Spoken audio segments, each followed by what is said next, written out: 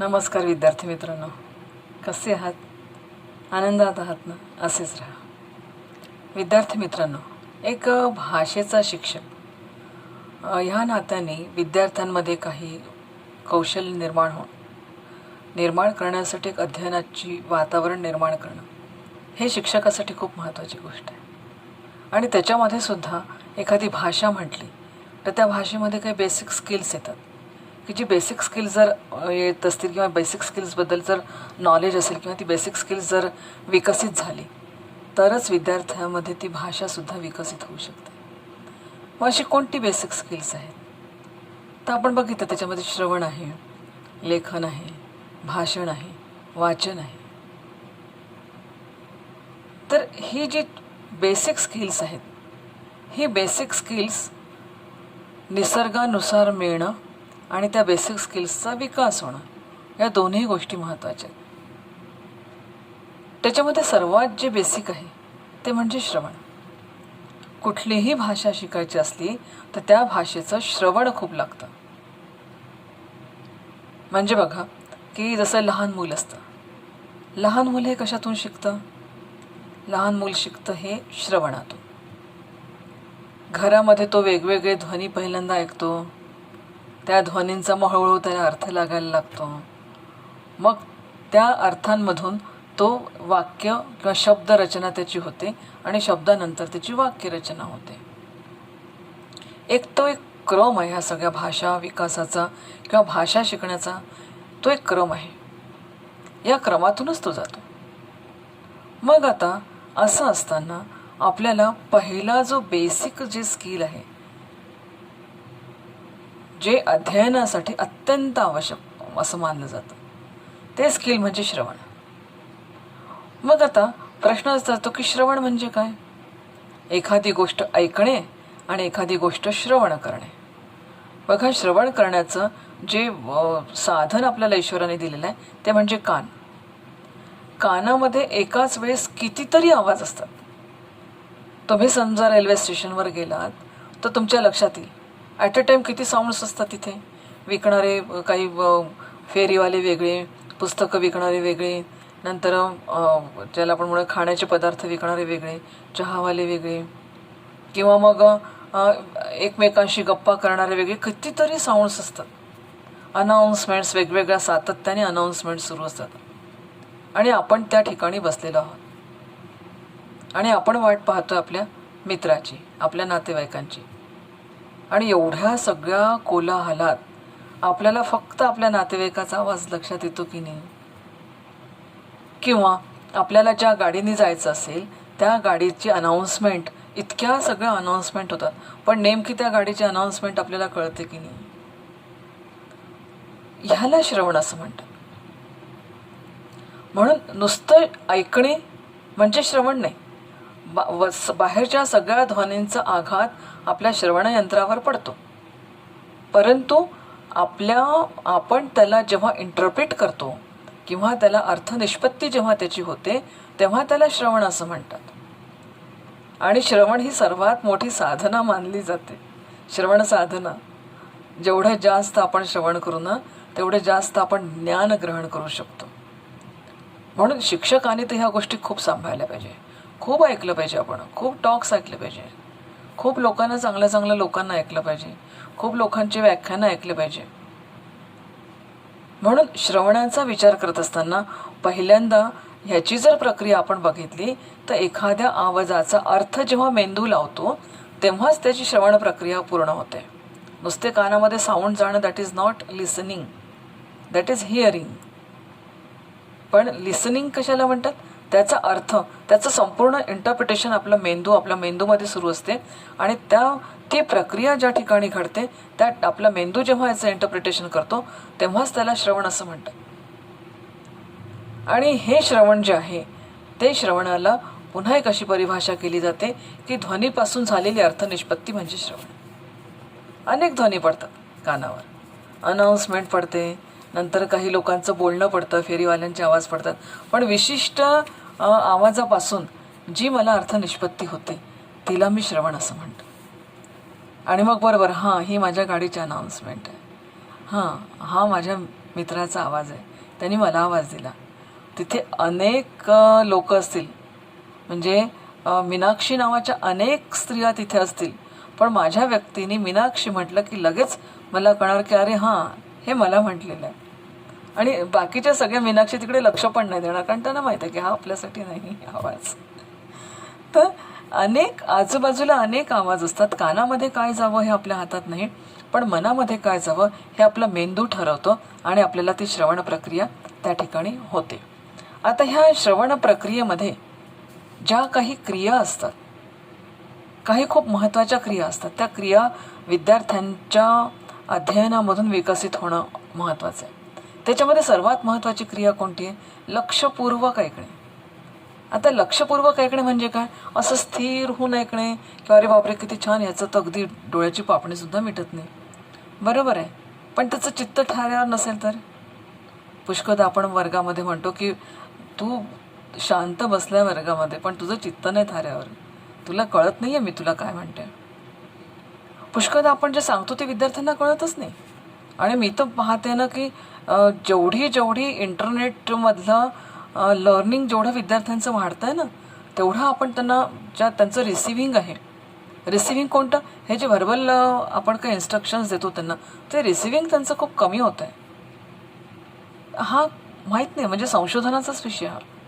पण हे जे सगळे भाषाध्वनी जे कानावर आपटतात, तर त्याची जी अर्थनिष्पत्ती व्हायला पाहिजे, ही अर्थनिष्पत्ती होणं हे अतिशय आवश्यक आहे. आणि म्हणून ही अर्थनिष्पत्ती होण्यासाठी आपल्याला हे श्रवण होणं हे अत्यंत गरजेचं आहे, की त्या वाक्यामध्ये नेमकं काय म्हटलेलं आहे हे आपल्याला ऐकावं लागेल. आणि ते जर आपल्याला कळलं नाही तर आपलं अध्ययन होऊच शकणार नाही. म्हणून श्रवणातली अर्थनिष्पत्ती होणं खूप गरजेचं आहे. बरं, एवढंच नाही, त्या जे आपण श्रवण करतोय त्याचा संदर्भसुद्धा आपल्याला लक्षात येणं महत्त्वाचं आहे. याच्यासाठी की म्हणजे जसं धारा हा शब्द आहे, आता पाण्याची धारा असा सुद्धा असू शकतो किंवा घटनेतील धारा असा सुद्धा त्याचा अर्थ असू शकतो, है ना, किंवा धारा ऑइल असं सुद्धा असू शकतं. पण नुसता धारा शब्द जर मी वापरत असेल ना, तर मग ते नेमकं कशाच्या संदर्भात मी वापरते, है ना, कशाच्या संदर्भात मी वापरते. मग ते जर मी धारा म्हणजे धारा तेलाच्या शब्दात वापरते आहे, धारा पाण्याची धारा, धारा दुधाची धारा, धारा घटनेतील धारा, कोणत्या संदर्भाने वापरते. म्हणून श्रवण करत असताना हे संदर्भ लक्षात घेणं खूप गरजेचं आहे. आणि तसंही कुठल्याही गोष्टीची अर्थनिष्पत्ती जर आपल्याला करायची असेल तर मित्रांनो, संदर्भ नेहमी लक्षात घेणं आवश्यक आहे. आपण काय करतो, संदर्भाशिवाय अनेक गोष्टींचे आपण इंटरप्रिटेशन करत राहतो आणि हे इंटरप्रिटेशन करतो म्हणून आयुष्यात खूप साऱ्या समस्या उद्भवतात. पण हे इंटरप्रिटेशन अशा पद्धतीने न करता हे संदर्भ लक्षात घेणं खूप महत्त्वाचं आहे. दुसरं श्रवणामध्ये काय आहे की भाषाशैली. आपण जेव्हा इतरांना ऐकतो ना, तेव्हा त्यांची भाषाशैली नेमकी कशी आहे, त्यांच्या आवाजातले चढ उतार कसे आहे. तुम्हाला माहीत आहे की आपल्याकडे 10-10 किलोमीटरच्या अंतरावर भाषा बदलते. अगदी तुम्ही मराठवाड्यात गेले तर तिकडची भाषा वेगळी राहील, तुम्ही पुण्यात गेले तर तिकडची भाषा वेगळी राहील, तुम्ही कोल्हापुरात गेले तर तिकडची भाषा वेगळी आहे, नाशकात गेले तर तिथली भाषा वेगळी राहील, तुम्ही नागपुरात आले तर भाषा वेगळी, आणि इकडे अकोल्यात आले तर मग काही विचारूच नका, रांगडी भाषा, अगदी रांगडी भाषा. काय करतोस बे, कुठे गेलास बे, जाऊ दे ना बे, रांगडी भाषा आहे सगळी. उद्धट, थोडीशी उद्धटपणाकडे पण जाते, पण गोड भाषा आहे. तर ही भाषा सगळी बदलत जाते, परंतु या भाषा शैलीकडे लक्ष देऊन आपल्याला श्रवण करणं हे अतिशय गरजेचं आहे. आता हे कशासाठी, की समजा मला तुमच्याशी बोलायचं आहे, मी कोणत्या पद्धतीने बोलते, शैली किती महत्त्वाची बोलण्याची विचार करा तुम्ही. कोणत्या पद्धतीने बोलते, कोणत्या हावभावाने बोलते, माझ्या सगळ्या ह्या शैलीतून मला जे काय सांगायचं आहे ते तुमच्यापर्यंत पोहोचलंच पाहिजे. It's related to communication skill. हे सुसंवाद करण्याची जी गोष्ट आहे ना, ही श्रवणाच्या माध्यमातून विकसित होते.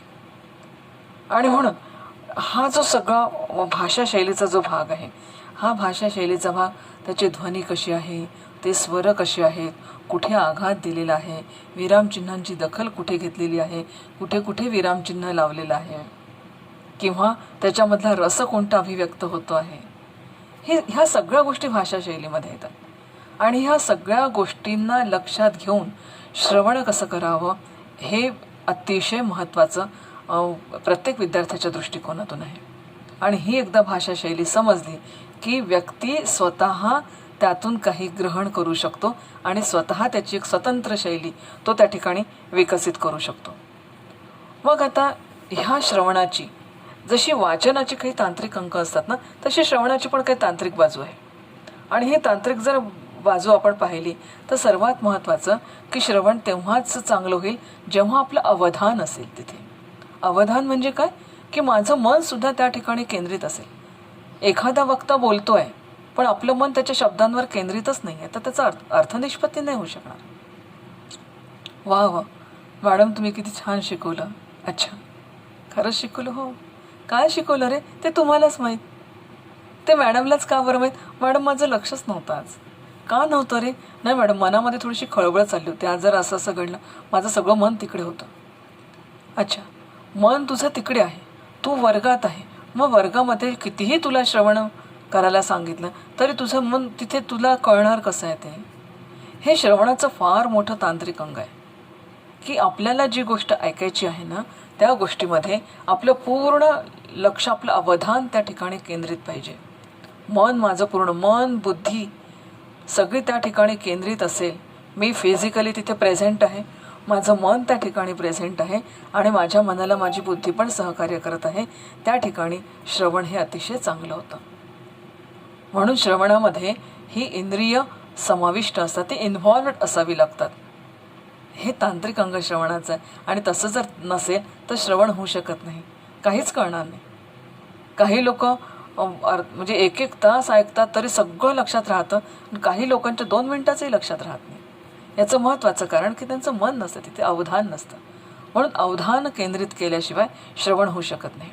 दुसरी गोष्ट अशी आहे की विद्यार्थी, जसं की विद्यार्थी जेव्हा श्रवण करतो तेव्हा तो काय करत असतो की तेव्हा तो विद्यार्थ्यांची लकब, विद्यार्थ्यांचं उच्चारण, एखाद्या शब्दाचं उच्चारण शिक्षक कसे करत आहेत आणि ते त्या शिक्षकाची लकब कशी आहे, त्याची वाणी कशी आहे, त्याचं उच्चारण कसं आहे, ह्या सगळ्या गोष्टींना विद्यार्थी फॉलो करतात आणि त्यांच्यावर ते भाषिक संस्कार ते श्रवणातून सर्वात मोठे संस्कार होतात.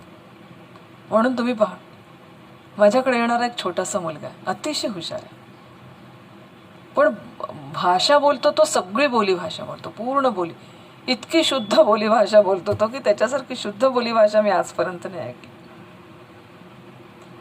मग मी त्याच्या आईला अनेकदा सांगून पाहिलं की हा इतका जर तो व्यवस्थित बोलतो आहे, हुशार आहे, तर तो त्याच्याशी शुद्ध बोल ना, म्हणजे मग तो सुद्धा शुद्ध बोलायला लागेल. त्याची आई म्हणते मी कशी शुद्ध बोलू? बरोबर आहे, तिने सुद्धा लहानपणापासून तीच भाषा ऐकली. मग मी तिच्या आईला म्हटलं कधी तुम्ही प्रयत्न नाही केला, एवढी मुलगी तुमची हुशार आहे, तर मी काय करू, मी लहानपणापासून असंच ऐकते. म्हणजे ही जी प्रक्रिया होत राहते ना, ही अनेक पिढ्यांपासून प्रक्रिया होत राहते भाषिक संस्कारांची. आणि ही प्रक्रिया होत असताना विद्यार्थी ते श्रवण करतो आणि ते शिकतो. विद्यार्थीच कशाला, आपण जर विचार केला तर एखादा पोपटसुद्धा तुम्ही घरी पाहिला तर तो ऐकून ऐकून शिकेल. असं म्हटलं जातं एका सत्पुरुषाकडे पोपट होता, तो सगळं श्रीराम जयराम म्हणत होता, आणि एका टाकूकडे पोपट होता, तो शिव्या देत होता. शेवटी ऐकतो काय आपण? आणि हे ऐकल्यानंतर उच्चारणातून मला काय मिळतं आहे, उच्चारण जर शुद्ध नसेल तर मग आमचा एक विद्यार्थी होता, तो होता साताऱ्याकडचा, आणि ह्या विद्यार्थ्याला वर्गामध्ये मराठी शिकवायचं. ते उदाहरण मी नेहमी देते कारण मला फार आवडतं हे उदाहरण, की उच्चारण हे कसं, म्हणजे 10-10 किलोमीटरला उच्चारण बदलतं, पण त्याचा त्या ठिकाणी स्थानिक विद्यार्थ्यांवर त्याचा कसा प्रभाव पडतो. आता त्या विद्यार्थ्याला असं सांगायचं होतं की अशा रीतीने शिवाजी महाराज हे पेटाऱ्यात बसून निघून गेले. तर तो विद्यार्थी साताऱ्याकडचा तो म्हणतो आणि अशा रीतीने शिवाजी महाराज पेटाऱ्यात बसून निघून गेले. जसं त्यांनी पिएट्रा म्हटलं तसं सगळ्या विद्यार्थ्यांच्या पूर्ण त्या वर्गामध्ये हाशा पिकला. पिएट्रा हा शब्द माहितीच नाही आपल्याकडच्या ना. आपल्याला पेटारा माहिती आहे, पिएट्रा माहीत नाही. म्हणजे हे जे उच्चारण आहे ना, हे उच्चारण सुद्धा, या उच्चारणातून सुद्धा व्यक्ती खूप म्हणजे श्रवण याच्यासाठी खूप महत्त्वाचं आहे. आणि ह्या उच्चारणाचे संस्कार त्याच्यावर पडतात आणि पुढे मग त्याची भाषा तशी तशी घडत जाते. आता एक आणखीन आहे की त्या भाषेची लय कशी आहे. श्रवणामध्ये हे खूप महत्त्वाचं आहे. लय ही अशी म्हणजे असं ज्याला आपण म्हणूया की एक नाद सौंदर्य. भाषेमध्ये नाद सौंदर्य असतं, लय सौंदर्य असतं. ही नादमयता आणि ही लयबद्धता ही त्याला श्रवण करता आली पाहिजे. किंवा जे आपण बोलतो, जे शिक्षक बोलतात, कारण शेवटी विद्यार्थी अध्ययन करतोय. विद्यार्थी जे अध्ययन करतोय तो शिक्षकांच्या माध्यमातून, परिस्थितीच्या माध्यमातून, कुटुंबातून, समाजातून, जिथे जिथे तो जातो, ज्यांच्या तो संपर्कात येतो, तिथून तो अध्ययन करतो.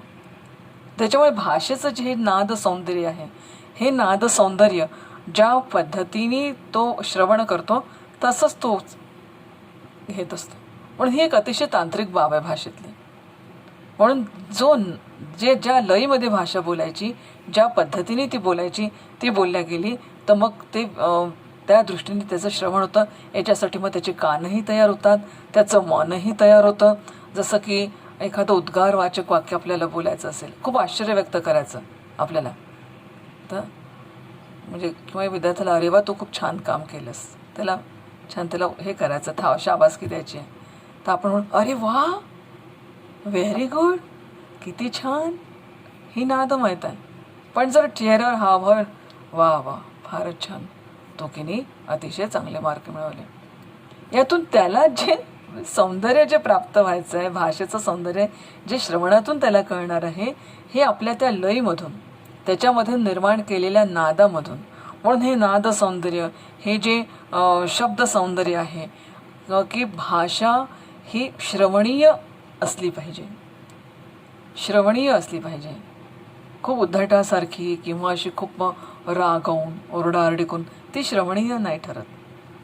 भाषा श्रवणीय असली पाहिजे. भाषेतून ज्या भाषेमध्ये श्रवण चालू आहे त्याला त्याच्यापासून आनंदही मिळाला पाहिजे. बरं, दुसरी गोष्ट कसं असतं की हे श्रवण करताना त्या शब्दांवर जे बलाघात आपण करतो, त्या बलाघातांचा सुद्धा प्रभाव श्रवणावर पडतो आणि तसे संस्कार आपल्यावर होतात. जसं एक उदाहरण आहे की हे काम आज कर, हे वाक्य आपण बलाघाताचा विचार करतो. आता ह्या वाक्यामध्ये मला बलाघात नेमका कोणत्या शब्दावर करायचा आहे? हे काम आज करतो, हे काम आज करतो, हे काम आजच करतो, हे काम आज करतो, तू हे काम कर. कशावर बलाघात? मी कोणत्या शब्दावर मी तो बलाघात देते त्याच्यानुसार त्या शब्दाचं अर्थ निष्पत्ती वेगवेगळी होते आणि त्याच्यामधून त्याच्या श्रवणाला किंवा त्याच्या अर्थ निष्पत्तीला त्याच्यामधून सहकार्य प्राप्त होत असतं. म्हणून हे जे श्रवण आहे, या श्रवणातली एक आणखीन म्हणजे महत्त्वाची अशी बाब आहे की अर्थनिष्पत्ती, हे जे बलाघात आहे, हा बलाघात सुद्धा त्या श्रवणाच्या माध्यमातून तो स्वतःमध्ये विकसित करतो. दुसरी गोष्ट की त्याची गती, जो संवाद आपल्याला करायचा आहे त्याची गती कशी आहे. पुष्कळदा जेव्हा आपण चिडतो की नाही, तर त्या चिडण्यामध्ये आपली गती वाढून जाते. कधी कधी बोलण्यामध्ये स्टॅमरिंग येतं, कधी कधी शब्द आठवत नाही, पण चिडलेलं असतो ना खूप, शब्द आठवत नाही. म्हणून तुमची जी बोलण्याची गती असते ती त्या गतीतून, त्या लयबद्धतेतून, त्या गतीतून सुद्धा प्रत्येक शब्द, त्या शब्दाचा अर्थ त्याच्यापर्यंत पोहोचणं हे अत्यंत महत्त्वाचं आहे. मग आता हे जे श्रवण आहे, या श्रवणाचे बौद्धिक अंग कोणतं आहे?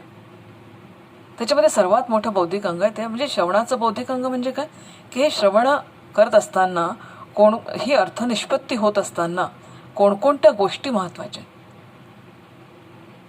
भाषेचं श्रवण करताना आणि त्याची अर्थनिष्पत्ती होत असताना कोणकोणत्या गोष्टी महत्त्वाच्या आहेत, तर त्याच्यामध्ये आहे शब्दभंडार. जेवढा जास्त आणि योग्य अचूक शब्दभंडार आपल्याकडे असेल तेवढं आपलं वाक्य हे अतिशय योग्य पद्धतीने होतं आणि बरोबर त्या त्या ठिकाणी त्या त्या शब्दाची नोंद तो विद्यार्थी घेत असतो. म्हणून शब्द बोलताना शब्द हे अचूकतेने वापरल्या गेले पाहिजे. पुष्कळदा काय असतं की काही कुटुंबांमध्ये मी पाहिलं की शिवीगाळ फार होते. खूप लहानपणी मूल शिव्या शिकतं आणि त्याच्याकडे एवढा शब्दसाठा असतो त्याचा.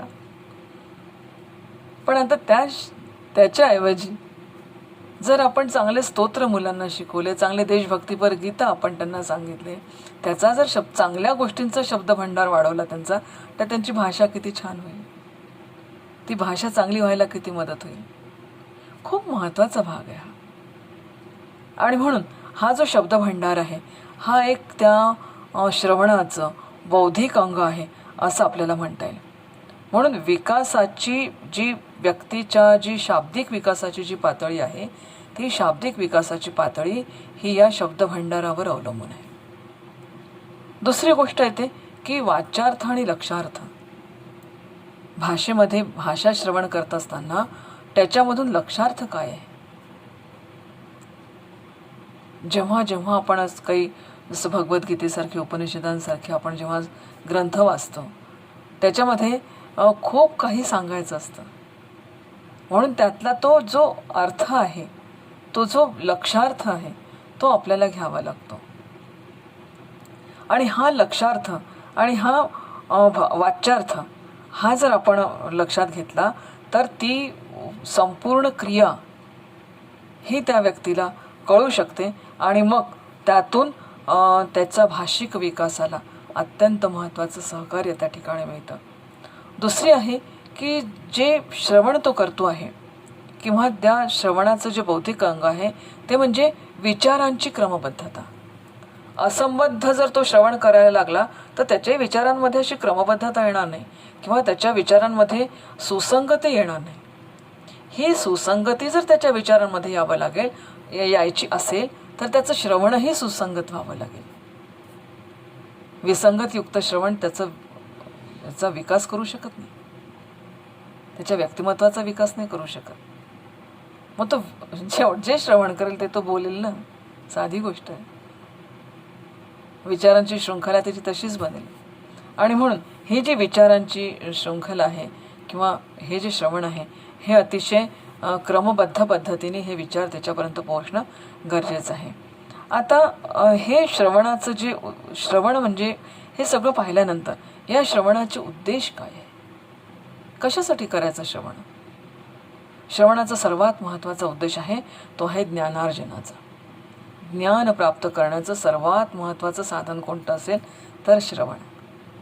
तुम्ही पहा ना, लहान मूल जे सुरुवातीला ज्ञान प्राप्त करते ते श्रवणातून करतं. त्याला लिहिता येत नाही, त्याला वाचता येत नाही, पण त्याच्या कानावर शब्द पडतात. तो आई म्हणायला शिकतो, तो बाबा म्हणायला शिकतो. तो नंतर छोटे छोटे इव्हन मी तुम्हाला सांगते की असं त्याच्यासमोर जर आपण काही चांगल्या गोष्टी त्याला पाठांतराला दिल्या ना तर तो पाठांतरही खूप छान करतो. लिहिता वाचता येत नाही पण केवळ श्रवणातून तो पाठांतर करतो.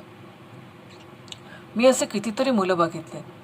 अगदी जेव्हा चिन्मय मिशनच्या याच्यामध्ये गीता पठण स्पर्धा होते तर गीता पठण स्पर्धेमध्ये गेले अनेक वर्ष समन्वयक म्हणून काम करताना माझ्या लक्षात आलं की अक्षरशः 3 वर्षापासून मुलं गीता म्हणायला शिकतात, जे या वयात आपलं पाठांतर होऊ शकत नाही.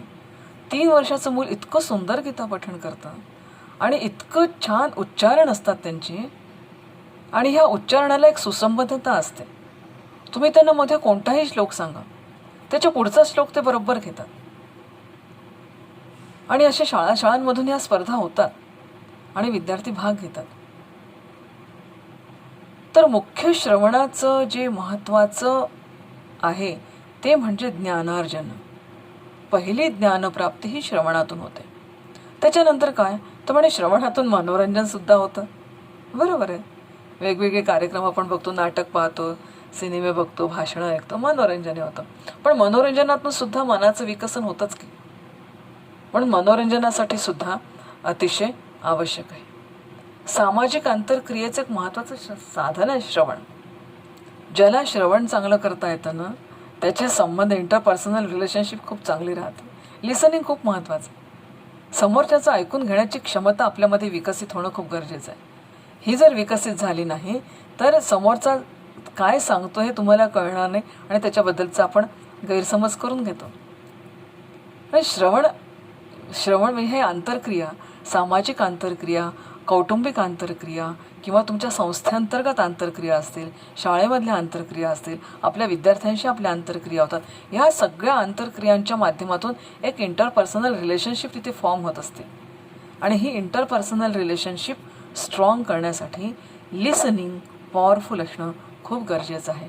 आणि मी तर म्हणते ना की आयुष्यातल्या सगळ्या समस्यांवर जर कोणता उपाय असेल तर तो उत्कृष्ट लिसनिंग आहे. जेव्हा समोरचा व्यक्ती सांगतो ना आपल्याला, तेव्हा त्याची एक मानसिक भूमिका असते, त्याची एक मनोधारणा असते. शांततेने तुम्ही लिसनिंग तुमची वाढवली तर कितीतरी आयुष्यातले प्रॉब्लेम्स हे सुटू शकतात. त्याचं इंटरप्रिटेशन तुम्ही व्यवस्थित करू शकता. हे मुलांना शिकवलं पाहिजे. आजकाल मुलांमध्ये लिसनिंग नाही आहे बघा. तुम्ही ऐकत नाही, ते कोणाचं ऐकून घेत नाही, ऐकून घेत नाही, ऐकण्याची तयारी नसते. माय वे हायवे हा ॲटिट्यूड आहे. ह्या काळात तर लिसनिंग हे अत्यंत आंतरक्रिया बळकट करण्याचं साधन आहे. हे लहानपणापासून मुलांच्या मनावर तेव्हाच ठसेल जेव्हा पालकांमध्ये लिसनिंग असेल. ते लहान मूल शाळेतून आल्यावर आई मला तुला आज काहीतरी सांगायचं आहे. आई म्हणते थांब थोड्या वेळाने, मला आधी माझ्या मोबाईलवर काही मेसेजेस आल्यात ते मला आधी फॉरवर्ड करू दे, ते मला आधी पाहू दे. मोबाईलवर माझं व्हॉट्सअप आहे, फेसबुक आहे, ते तर माझं आठवू दे, मी तुझं ऐकते. तो मुलगा म्हणतच राहतो, या शाळेत खूप गंमत झाली, ऐक ना माझी. आईचं फेसबुक संपत नाही, आईचं व्हॉट्सअप संपत नाही. मूल झोपून जातं. शेवटी मुलाला आयुष्यभर हे कळतं की आपलं ऐकून घेणारं कोणी नाही आहे. खूप त्याचं ऐकून घेतलं पाहिजे. काही गोष्टी आपल्याला धरसोड कराव्या लागतात, शिक्षक म्हणून कराव्या लागतात, पालक म्हणून कराव्या लागतात. म्हणून हे सगळं जे लिसनिंग आहे, हे लिसनिंग जेवढं आपण श्रवण वाढवू तेवढ्या ह्या सामाजिक आंतरक्रिया या अतिशय महत्त्वाच्या आणि स्ट्रॉंग होतात. एवढंच नाही तर ह्या श्रवणातून सृजनशीलतेचा सुद्धा विकास होतो. म्हणजे कसं की हे जे श्रवण आपण करतो ना, त्यातून वेगवेगळ्या इंटरप्रिटेशन आपण करायला लागतो आणि त्यातून पुन्हा वेगवेगळ्या नवीन विचारांना धुमारे फुटतात. आपण आयुष्याचं श्रवण करतो, आपण चांगल्या चांगल्या थॉट्सचं श्रवण करतो, आपण गाण्यांचं श्रवण करतो. गाण्यांचं श्रवण केल्यावर सुद्धा पहा मनातल्या मनात आपण गाणं गुणगुणतं आणि एक दिवस नकळत ते प्रगट येतं आणि अरे आपल्यालाच शोध लागतो आपला, अरे मला तर गाणंही म्हणता येतं. तर हा सगळा इतका महत्त्वाचा भाग आहे की ह्या श्रवणाच्या माध्यमातून सृजनशीलतेचा सुद्धा विकास होऊ शकतो. बरं एवढंच नाही, एखादी भाषा जर आपल्याला उत्कृष्टपणे शिकायची असेल तर श्रवणच महत्त्वाचं आहे. विद्यार्थी मित्रांनो, आपण खूप साऱ्या भाषा शिकण्याचा प्रयत्न करतो आणि आपण त्या भाषेच्या बाबतीत खूप टेक्निकल गोष्टीमध्ये खूप जातो. पण त्या टेक्निकल गोष्टीमध्ये जाण्याच्या ऐवजी आपण पहिल्यांदा खूप जर ऐकत राहिलो ना तर ती भाषा आपण खूप छान शिकू शकतो. म्हणून आपण असं खूप ऐकलं पाहिजे. शिक्षकांनी तर फार आवश्यक आहे आणि विद्यार्थ्यांवर भाषिक संस्कार करायचे, त्यांना सुद्धा हे सांगता आलं पाहिजे की खूप खूप ऐका. आता काय होतं, हे उद्देश जरी असले तरी कधी कधी या श्रवणामध्ये दोष सुद्धा उत्पन्न होतात. दोष कसे उत्पन्न होतात की त्याच्यातला पहिला दोष खूप मजेशीर आहे गोष्ट. अश्रवण सगळं कानावर पडतं बरं, पण माणूस ऐकून न ऐकलं मनात काहीच जात नाही. किती लोक असतात की आपण तासन तास त्यांच्याशी बोलतो, त्यांना काहीच कळत नाही. अच्छा हो का, झालं का बोलणं तुझं? झालं असेल तर मला सांग, मी उठून जातो, माझे कामं आहेत भरपूर. जे अश्रवण की सगळे ध्वनी पडतात बरं कानावर, पण ते मनात जात नसल्यामुळे त्याचं म्हणजे त्याचं इंटरप्रिटेशन होऊ शकत नाही आणि त्याचं काहीच म्हणजे त्याच्याबद्दल काही तो मनावरच घेत नाही. पुष्कळदा काय होतं की आपण काही गोष्ट ऐकतो परंतु काही गोष्ट न ऐकताच आपण आपल्या प्रतिक्रिया व्यक्त करतो, अर्धवटच ऐकतो, समोरच्याला थांबवतो आणि आपण आपली प्रतिक्रिया व्यक्त करतो. त्याला अर्धश्रवण म्हणतात. श्रवण हे अश्रवण पण नसावं आणि अर्धश्रवण पण नसावं. हाफ नॉलेज इज डेंजरस म्हणूनच म्हणतात. Half knowledge is dangerous. अश्रवण काहीच कानावर न घेणे. अगदीच असं एखादं प्रवचन आपण ऐकावं, अश्रवण. मस्त प्रवचनाला जातो आणि मस्त छान म्हणतो, सर्वात इतकी छान झोप लागली हो प्रवचनात, अश्रवण. अर्धश्रवण, पूर्ण ऐकून न घेता इंटरप्रिटेशन करून बोलन. विशेषतः अर्धश्रवण भांडणं जेव्हा होतात ना तेव्हा घडतं. म्हणून आपण म्हणतो ना की एखादा जर चिडला असेल तर दुसऱ्याने शांत का राहावं. पूर्ण श्रवण करून समजून घ्या त्यांना काय आहे ते. पूर्ण श्रवण होणं गरजेचं आहे. अर्धश्रवण झालं तर त्याला काय सांगायचं हे तुम्हाला समजत नाही आणि तुम्ही जे बोलता ते तोही पण तो पूर्ण ऐकत नाही. दोघंही अर्धश्रवण करत राहतात, त्यातून तिसरंच पूर्ण काहीतरी घडून जातं. म्हणून अर्धश्रवण हेही डेंजरस. आणि तिसरं आहे अपश्रवण. म्हणजे बोलल्या एक जातं, आपल्याला ऐकायला भलतंच येतं, गैरसमजाला वाव मिळतो. म्हणजे बोलला आणखीन काहीतरी वेगळे शब्द असतील, परंतु आपल्याला एकतर म्हणजे ते आपल्या कानामध्ये काहीतरी दोष असतील किंवा आपल्याला ते ऐकून घ्यायचं नाही आहे काय, त्याच्यामुळे काहीतरी वेगळंच ऐकायला येतं. एक तर ऐकायला येत नाही, एक तर अर्धवट ऐकतो, नाही तर ऐकलं ते चुकीचं ऐकतो. हे तीनही दोष आहे श्रवणातले. हे तीनही दोष आपल्याला लक्षात आणून द्यावे लागतील. विद्यार्थ्यांच्या स्वतःचे लक्षात घ्यावे लागतील आणि आपल्या जर श्रवणात असतील तर दूर करावे लागतील. मग ह्याचे काही निराकरणाचे उपाय पण आहे. आता हे जे सगळे श्रवणाच्या दृष्टिकोनातून किंवा श्रवणाचे संस्कार जर विद्यार्थ्यांवर व्हायचे असतील तर त्यासाठी काय काय करावं लागेल. तर त्याच्यासाठी शिक्षकाला पहिल्यांदा ध्वनी, स्वर, व्यंजन याचं खूप शास्त्रशुद्ध शिक्षण घ्यावं लागेल. एल काढून कुठे बोलू नये, स्वतःच्या लकबी घडवू नये. नाही तर पुष्कळ शिक्षकांना लकबी असतात, त्या लकबी सोडाव्या लागतील. कारण ज्या लकबी तुम्ही धारण करणार तेच आपला विद्यार्थी धारण करणार आहे. म्हणून शिक्षकाला पहिल्यांदा तयार व्हावं लागेल. विद्यार्थ्यांना श्रवणातून शिकायचं असतं म्हणून त्यांना श्रवण साहित्य उपलब्ध करून. आजकाल भाषा प्रयोगशाळा खूप छान आहे, ज्याच्यामध्ये तुम्ही असं सगळं छान हेडफोन्स वगैरे लावून भाषा, वेगवेगळ्या भाषा, त्याचे स्वर, त्याच्यातले ध्वनी हे सगळं तुम्ही ऐकू शकता आणि शिकू शकता. छोट्या छोट्या गोष्टी त्याच्यातल्या शिकू शकतो आपण. भाषा प्रयोगशाळेचा विकास शाळांमधून महत्त्वाचा राहील. त्याच्यामध्ये आणखीन आहे की विद्यार्थ्यांना वेगवेगळे काही तुम्ही कॅसेट उपलब्ध करून द्या, काही CDs उपलब्ध करून द्या. वेगवेगळे त्यांना गाणे, जेवढे जास्त लिसनिंगची प्रॅक्टिस देता येईल ना तेवढी जास्त द्यायला पाहिजे त्यांना. म्हणून मग त्याच्यासाठी त्यांच्यासमोर म्हणजे वर्णन किंवा कथाकथन करणं. लहान मुलं गोष्टीतून खूप छान शिकतात, स्टोरी टेलिंग म्हणून खूप छान शिकतात.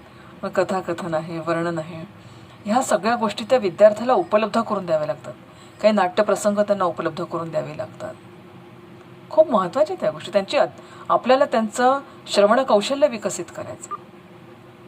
आणि श्रवण कौशल्य विकसित करण्यासाठी काही रेडिओवरचे प्रोग्राम्स असतात, त्याची श्राव्य साधनं ती पहा. रेडिओवरचे प्रोग्राम्स आहेत, टेप रेकॉर्डर्सचा वापर आहे, दूरदर्शन आहे, ऑडिओ CDs आहेत, आजकाल पेनड्राईव्हचा वापर होतो है ना, वेगवेगळे. आता हे सगळे जेवढे जास्त त्यांच्या श्रवणयंत्राला आपण काम देऊ तेवढं जास्त त्यांचं अध्ययन त्या माध्यमातून होतं. म्हणून हे श्रवण कौशल्य किंवा हे श्रवण वाढवणं विद्यार्थ्यांचं हे अतिशय महत्त्वाचं आहे. मग आता ही श्रवण क्षमता त्याच्या ठिकाणी विकसित झाली आहे किंवा नाही हे कशावरून ओळखायचं. तर हे याच्यावरून ओळखायला येईल की तो वेगवेगळ्या भाषा, ध्वनी किंवा वर्ण तो ऐकू शकतोय, वर्णसमूहाचा त्याला अर्थ कळतोय, ऐकलेल्या बाबींचं त्यांना आकलन होतं आहे. नंतर ज्या बाबी त्यांनी ऐकल्या त्याची ताल, गती, बलाघात या सगळ्या गोष्टी तो समजू शकतोय. शब्दार्थ, लक्षार्थ, वाच्यार्थ हे त्याच्या सगळं लक्षात येतं आहे. नंतर जो व्यक्ती समोरचा बोलणार आहे त्या समोरच्याची भाषा, त्याची अभिव्यक्ती, त्या अभिव्यक्तीतून होणारं इंटरप्रिटेशन, ह्या सगळ्या गोष्टी जर त्याला सगळं हे जर आकलन होत असेल, अश्रवण नाही आहे, अपश्रवण नाही आहे, अर्धश्रवण नाही, हे सगळे दोष त्याच्यातून दूर त्याला करावे लागतील. आणि ते जर होत नसतील तर शिक्षकाला त्याचं मित्र, तत्त्वज्ञ आणि वाटाड्या ह्या तीनही गोष्टी बनून त्याला मार्गदर्शन करावं लागेल. किती महत्त्वाची गोष्ट आहे. मग याच्यासाठी शिक्षकसुद्धा हा क्रिएटिव्ह असावा लागतो. शिक्षकाला सुद्धा वेगवेगळे उपक्रम आयोजित करावे लागतील आणि त्या उपक्रमांमध्ये जास्तीत जास्त श्रवणावर आधारित, कुठे त्याला काही एखाद दिवशी त्यांना अभ्यासाच्या व्यतिरिक्त गाणेच ऐकवले, राष्ट्रभक्तीपर गीतं ऐकवले, त्यातली भावभावना कळेल त्यांना काही चांगले स्तोत्र ऐकवले, नंतर त्यांना काही त्या कार्यक्रमामध्ये काही नाट्य वाचन आहे, कविता वाचन आहे, ह्याच्यातून त्यांना काही इत्यादीचं त्यांना असं काही श्रवण आपण घडवून दिलं, त्यांना वारंवार भाषा प्रयोगशाळेमध्ये आपण नेलं. पुष्कळ ठिकाणी भाषा प्रयोगशाळा नसते, पण ठीक आहे, आजकाल मोबाईल्स आहेत, मोबाईलवरून आपण त्यांना खूप सारे चांगल्या गोष्टी ऐकवू शकतो आपण. म्हणजे थोडक्यात काय तर त्यांना श्रवणाच्या जास्तीत जास्त सराव आपल्याला त्या ठिकाणी द्यावा लागेल. आणि असं जर घडलं, त्यांचं श्रवण जर चांगलं घडलं, त्या श्रवणातले दोष जर मिनिमाइज झाले, जाणार नाही. बघा, मी तुम्हाला नेहमी म्हणते, आपण माणसं आहोत, निर्दोष कोणीच असणार नाही, परंतु ठीक आहे, निर्दोषत्वाकडे आपली वाटचाल होणं हे काही कमी नाही. म्हणून अश्रवण, अपश्रवण, अर्धश्रवण या तीनही जे दोष आहेत, या दोषांना मिनिमाइज आपल्याला कसं करता येईल हा विचार आपल्याला त्या ठिकाणी करावा लागेल. विद्यार्थी मित्रांनो, अध्ययनाचे जे स्किल्स आहेत त्या स्किल्समध्ये आपण श्रवण कौशल्याचा विस्तृतपणे विचार केला आणि असं श्रवण कौशल्य आपणही आपल्या विद्यार्थ्यांचं वाढवावं. काळजी घ्या. व्हिडिओ आवडला तर लाईक करा, शेअर करा, चॅनेलला सबस्क्राईब करा आणि आपल्या इतरही विद्यार्थ्यांना, आपल्या इतरही मित्रांना याचा लाभ द्या. धन्यवाद. Take care.